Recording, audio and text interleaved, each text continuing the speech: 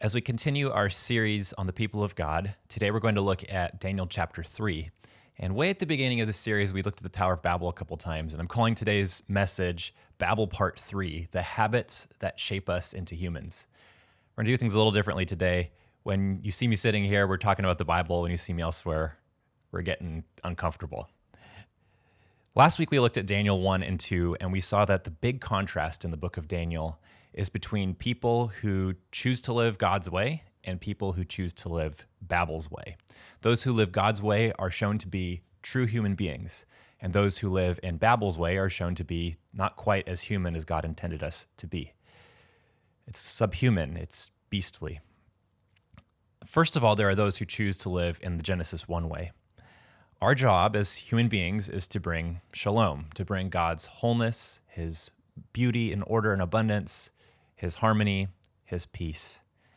We're called to bring that to the earth. We're called to bring that to human beings and to nature. God created spiritual beings to bring shalom to the spiritual realm or heaven, and God created human beings to bring shalom to the earth where we live. In contrast to that are the people who look like Babel. In Genesis 11, all human beings decided to build a tower in the city of Babel, which is Babylon, which is where the story of Daniel takes place.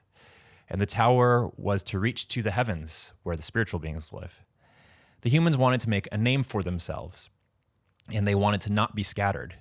God had told them to fill the earth and subdue it, to have dominion over everything, to rule the world in God's way, which is the way of love, everywhere. But instead they say, let us gather together so we are not scattered, and let us build a name for ourselves. All of us, from the beginning, were created to be on a mission to bring shalom to the whole world. But all of us prefer to build a name for ourselves and to stay where things are comfortable for us.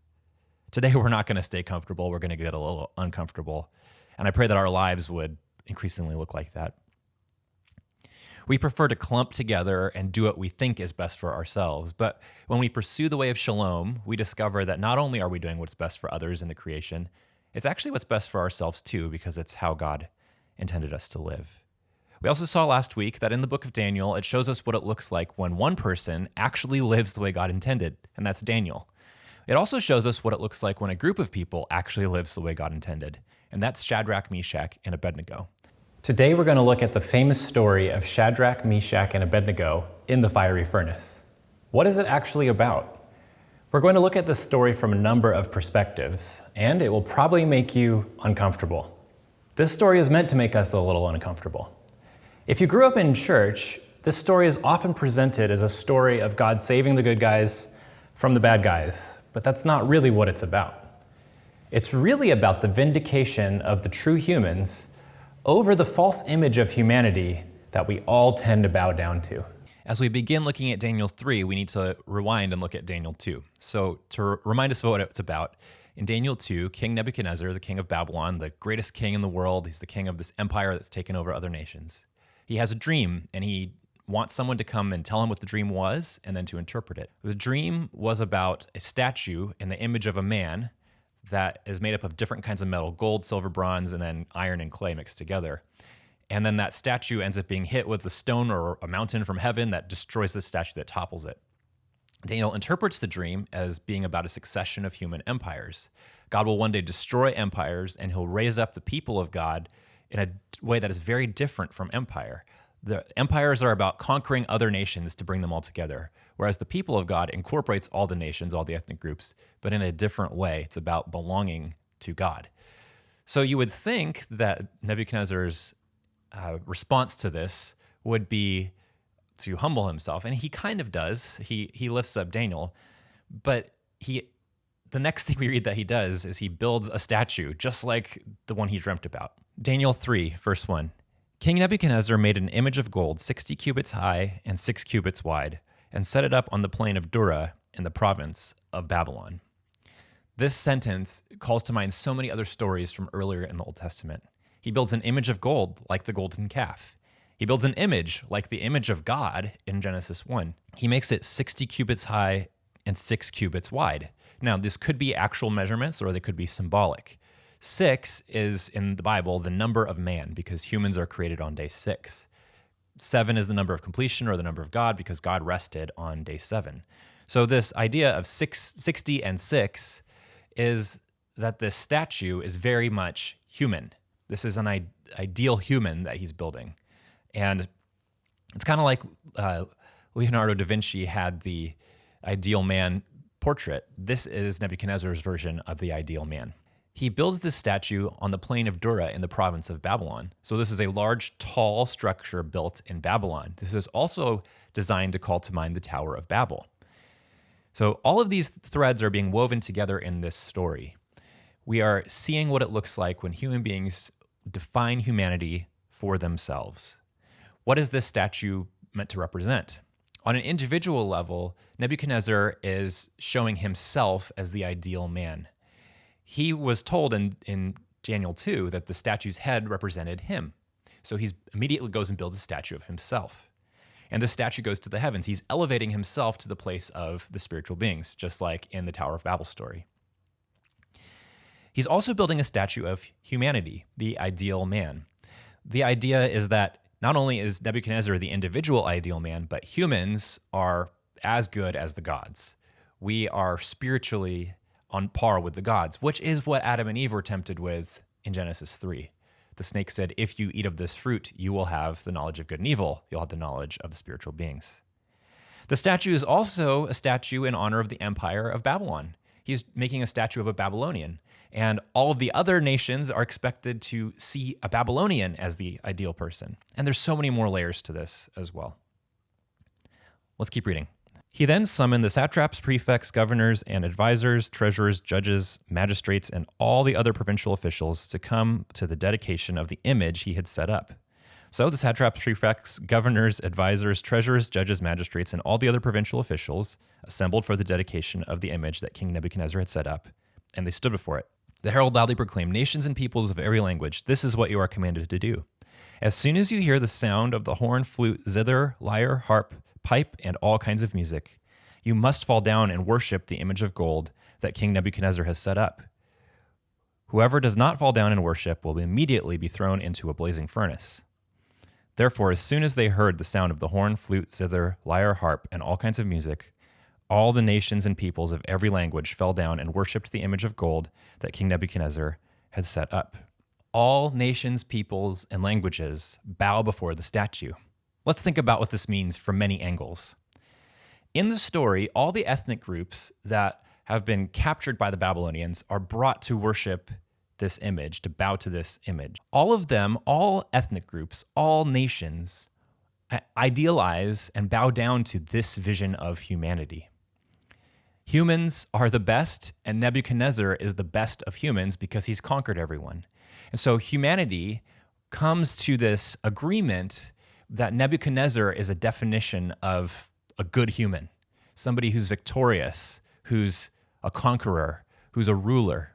This is humanism in the sense that humanity is superior to everything else in the universe. This is ethnic or racial superiority in the idea that Babylonians are better than all the other nations.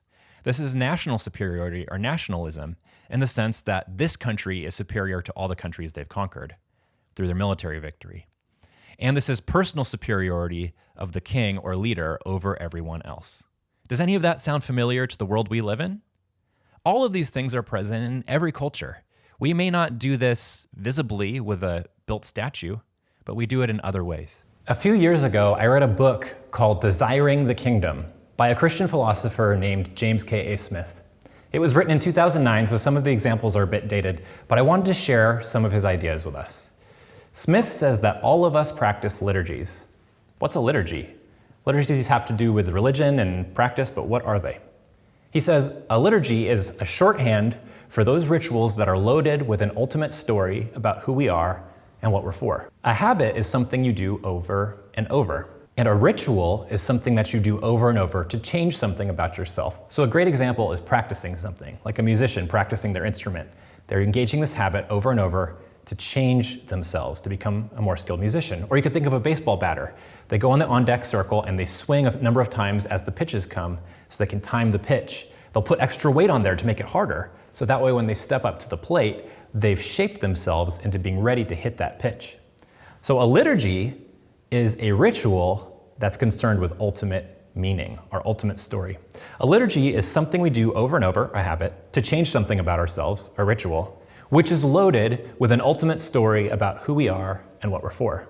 In his book, Jamie Smith invites us to imagine that we are an alien anthropologist. So we're an alien coming down to study humans. So imagine that you land in your spaceship in a huge parking lot, and you see a large, inviting building with people from many backgrounds entering.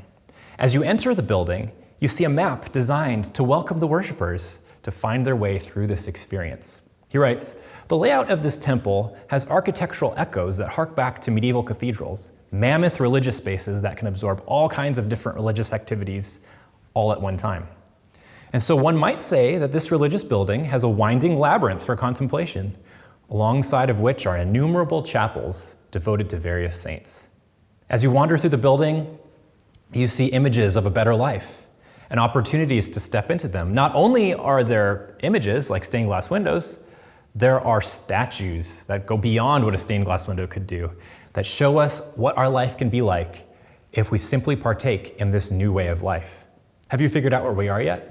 We're at a mall, or maybe a shopping center or a Walmart, or maybe we're virtually in this space on Amazon. One of the religions of our time is consumerism.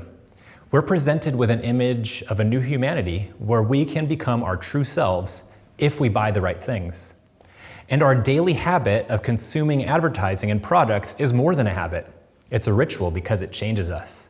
And it's more than a ritual, it's a liturgy because it is loaded with an ultimate story about who we are and what we're for. We could become defined as consumers and buyers who are made for purchasing things to serve ourselves and make ourselves have a better life.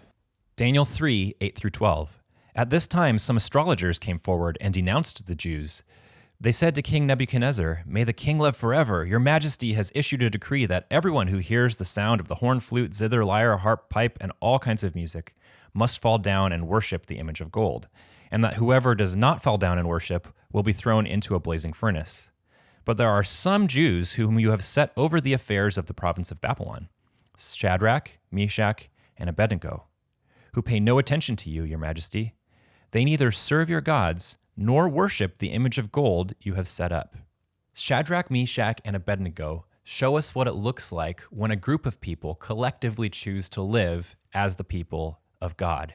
These are men who belong to Israel, which in the Old Testament is the people of God. And they are being faithful Israelites. They're actually walking in their allegiance to Yahweh and his definition of humanity. They will not bow to the statue. Where the statue symbolizes the superiority of humanity, they see the superiority of Yahweh. Where the statue symbolizes the superiority of ethnic Babylonians, they will see that all humans were made in the image of God, and as Israelites, they are called to bless all ethnic groups. Where the statue symbolizes the superiority of the nation of Babylon, its way of life through military conquest, they say no, the best way of life is the way that God describes in Genesis 12, being a nation that's all about blessing other nations, not trying to do what's best for yourself. The conflict between Babel and God's vision for the people of God is the conflict between nationalism and loving your neighbor. The Oxford Dictionary defines nationalism as this: identification with one's own nation and support for its interests, especially to the exclusion or detriment of the interests of other nations. Nationalism is not a way of life that is an option for the people of God. And that's a big part of what this story is about. Let's get uncomfortable. When I read Jamie Smith's book, it was August 2016, 4 years ago. Not only did he talk about consumerism as a liturgical framework, he wrote about the military entertainment complex. I've found that it's really important to listen to Christians who are not from our own culture or from our own country. They can give us perspectives into our blind spots. Smith is originally from Canada, but he's lived in the US for a long time and is now a US citizen. But he has an outsider's view while being familiar with our way of life. He writes, "If the mall is a ubiquitous and powerful secular liturgy in Western and increasingly global culture, we might consider the rituals of nationalism as another influential pedagogy of desire, particularly in the United States. By this, I mean certain constellations of rituals, ceremonies, and spaces that, like the mall's liturgies, invest certain practices with a charged sense of transcendence that calls for our allegiance and loyalty in a way meant to trump other ultimate loyalties. These nationalistic and patriotic rituals are intended to make us into certain kinds of people, good, loyal, productive citizens who, when called upon, are willing to make the ultimate sacrifice for the good of the nation. In other words, the rituals of nationalism are designed to form us into those who are most loyal to our nation and willing to die or even kill for its good. As he says, this is particularly a problem for us in the United States. Our country tells us that we can be loyal to our country and we can add other loyalties to that, like your faith, but the one that must be the highest is your loyalty to your country. So what are the liturgies that shape us into thinking this way? No one comes out and says that, but what are the practices that shape us into those things? What are the liturgies that tell us we must give our allegiance to our nation even more than God? Remember, he wrote this in 2009, and I was reading this in August of 2016. Here's what he writes. Such formation is less the fruit of a civics class and more the fruit of repeated rituals. Daily, the Pledge of Allegiance in the classroom. Weekly, the national anthem at the high school football game. Annually, the neighborhood 4th of July parade. That present, powerful, moving portrayals of an ideal that seeps into our bones. He continues, please stand for the national anthem. Consider the rituals that constitute the opening of a professional sporting event, such as an NFL football game or a NASCAR race, even if only viewed on television. In a massive space thronging with people eager for the beginning of the event, a crowd of 100,000 people can be brought into remarkable placidity by the exhortation, please stand for the national anthem. Like parishioners who know all the motions of the Mass by heart, these fans instinctively and automatically rise together. They remove their caps, and many place a hand over their heart as an artist or group sings a rendition of one of the world's most affecting national anthems, laden with military themes such that those singing it are transposed into battle, the identity of the nation being wrapped up in its revolutionary beginnings and legacy of military power. Perhaps even more importantly, this rehearses and renews the myth of national identity forged by blood sacrifice. The sounds of the anthem are usually accompanied by big dramatic sights of the flag. A star-spangled banner the size of a football field is unfurled across the field by a small army of young people, whose movements make it undulate as if blowing in the winds of battle, proudly defiant, but almost dripping with blood in those lines, red lines across it. And almost always the concluding crescendo of the anthem, announcing that this is the land of the free and the home of the brave, is accompanied by a flyover from military aircraft, whether the searing slice of F-15 fighter jets across the sky or the pulsating presence of Apache helicopters chugging across the airspace of the stadium. The presence of the aircraft has a double effect. It concretizes the militarism of the anthem and the flag, while also making the sense something that is felt, as the sounds of the jets or choppers is a kind of noise one picks up in the chest more than the ears. A crowd larger than many American cities then erupts in cheers and applause as this ritual of national unity has united even fans of opposing teams. I'm suggesting that this constitutes a liturgy because it is a material ritual of ultimate concern. Through a multisensory display, the ritual both powerfully and subtly moves us, and in so doing implants within us a certain reverence and awe, a learned deference to an ideal that might someday call for our sacrifice. Over time, these rituals have a cumulative, albeit covert, effect on our imaginary. And together, I'm arguing, these constitute liturgies of ultimate concern. The ideal of national unity and commitment to its ideals is willing to make room for additional loyalties, but it is not willing to entertain trumping loyalties. Just try to remain seated at the next playing of the national anthem. The fact that there seems to be little tension between Christianity and American nationalism is not a function of the generosity, let alone Christianness, of the American ideal, but rather a sign of a Christianity that has accommodated itself to these American ideals of battle, military sacrifice, which is very different from the Christian ideal of martyrdom, individual or negative freedom, and prosperity through property. Does this quote make you as uncomfortable as it first made me? Remember, he wrote these words in 2009, and I read them in August of 2016. I had to sit with these words in this book for a few days. I was about to go on vacation to Hawaii, so the whole flight on the way to Hawaii, I'm thinking about these words in silence for 5 hours. And as we stayed with my grandma in Hawaii for a few days, I continued to mull over these words, while Air Force One was flying overhead and landing in Hawaii as well. While I was at my grandma's house, I remember watching the 49ers preseason game on my phone. And after the game, these images started to come out that Colin Kaepernick had stayed seated for the national anthem. And everything that Smith wrote in 2009 that I had read the last week suddenly moved from theoretical musings to a major conflict in American culture. A whole lot of people, maybe even you, got very offended by this action. Now, I'm less interested in whether we got offended or not, but the question is, why? Why do we get offended? We have all been shaped by the rituals of nationalism and consumerism to the point that we're not even aware that we think true humanness looks like these things. And when someone does something that doesn't line up with these ideals, we get offended. Why? They're a heretic. We're more offended by someone not agreeing with our religion of national identity than we are with someone not agreeing with our religion of Christianity. If our level of offense about the national anthem is higher than our level of offense about those who conflate the way of shalom with the way of Babylon, we are discovering that we may have given our loyalty to the way of Babel more than the way of Jesus. There's a story in the Bible about the playing of a song as part of a national liturgy, where the people were expected to change their body posture because the song was played in honor of the country. And the people of God said, we choose to not find our identity in this national liturgy. We choose to find it in the Genesis 1 way of living, of bringing shalom even to our enemies. And we're willing to pay the ultimate cost for choosing to live this way. Daniel 3:13. Furious with rage, Nebuchadnezzar summoned Shadrach, Meshach, and Abednego. So these men were brought before the king. And Nebuchadnezzar said to them, is it true, Shadrach, Meshach, and Abednego, that you do not serve my gods or worship the image of gold I have set up? Now, when you hear the sound of the horn, flute, zither, lyre, harp, pipe, and all kinds of music, if you are ready to fall down and worship the image I have made, very good.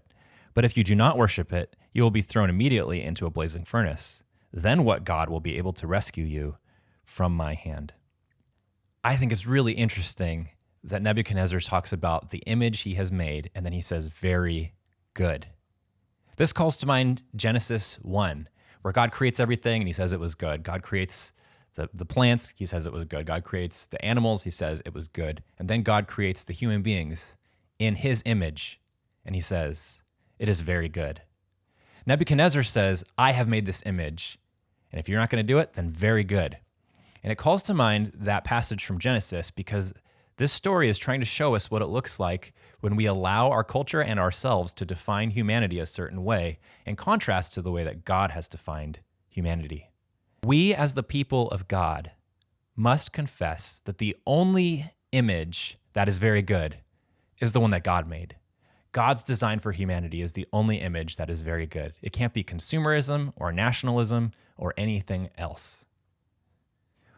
Yahweh makes people in his image, the image of the God of love, who brings shalom, and that is the only way of life that is very good. Shadrach, Meshach, and Abednego replied to him, King Nebuchadnezzar, we do not need to defend ourselves before you in this matter. If we're thrown into the blazing furnace, the God we serve is able to deliver us from it, and he will deliver us from your majesty's hand. But even if he doesn't, we want you to know, your majesty, that we will not serve your gods or worship the image of gold you've set up. Then Nebuchadnezzar was furious with Shadrach, Meshach, and Abednego, and his attitude toward them changed. He ordered the furnace heated 7 times hotter than usual, and commanded some of the strongest soldiers in his army to tie up Shadrach, Meshach, and Abednego and throw them into the blazing furnace. 7 times means complete. It's completely hot as it can get. So these men, wearing their robes, trousers, turbans, and other clothes, were bound and thrown into the blazing furnace. The king's command was so urgent and the furnace so hot that the flames of the fire killed the soldiers who took up Shadrach, Meshach, and Abednego, and these 3 men, firmly tied, fell into the blazing furnace. These men, who are the best of the Babylonians, don't survive the fire. The fire reveals them to be flawed humans. Nebuchadnezzar thinks that the Babylonian way of life is the way of life that defines true humanity, and he gets his strongest men, his best humans, and they don't survive the fire. Then King Nebuchadnezzar leaped to his feet in amazement and asked his advisors, weren't there 3 men that we tied up and threw into the fire? They replied, "Certainly, Your Majesty." He said, "Look, I see 4 men walking around in the fire, unbound and unharmed, and the 4th looks like a son of the gods." This phrase might remind you of Genesis 6, which talks about the sons of the gods. We talked about in that story how in ancient Hebrew, they would talk about the sons of as meaning you belong to a group. So the sons of Adam, or the sons of humanity, is just a way of saying humans. And the sons of the gods meant a spiritual being. So Nebuchadnezzar sees a spiritual being walking with the human beings in the furnace. What that shows us is that when the human beings choose to live in the way they were designed to, in the way of bringing shalom to the earth, then the spiritual realm follows suit. The spiritual realm somehow is tied up in the physical realm. And the sons of God, the spiritual beings, are somehow connected with the human beings, the sons of Adam. I don't understand this, how this works exactly, but this passage shows us that the spiritual realm is tied up in our actions of loyalty to the way of God. Nebuchadnezzar then approached the opening of the blazing furnace and shouted, "Shadrach, Meshach, and Abednego, servants of the Most High God, come out, come here." So Shadrach, Meshach, and Abednego came out of the fire, and the satraps, prefects, governors, and royal advisors crowded around them. They saw that the fire had not harmed their bodies, nor was a hair of their heads singed. Their robes were not scorched, and there was no smell of fire on them. Then Nebuchadnezzar said, "Praise be to the God of Shadrach, Meshach, and Abednego, who has sent his angel and rescued his servants. They trusted in him and defied the king's command and were willing to give up their lives rather than serve or worship any god except their own God. Therefore, I decree that the people of any nation or language who say anything against the God of Shadrach, Meshach, and Abednego be cut into pieces and their houses be turned into piles of rubble, for no other God can save in this way." Then the king promoted Shadrach, Meshach, and Abednego in the province of Babylon. What do we learn from this story? Shadrach, Meshach, and Abednego are willing to die for this. Even if he doesn't rescue us, we still believe in it. Are you willing to pay the costs for belonging to God's people? Shadrach, Meshach, and Abednego lived this out every day, not just that day. That was the day everything came to a head. Are you willing to live this out every day, even when it looks ordinary? Shadrach, Meshach, and Abednego do this corporately, as a group.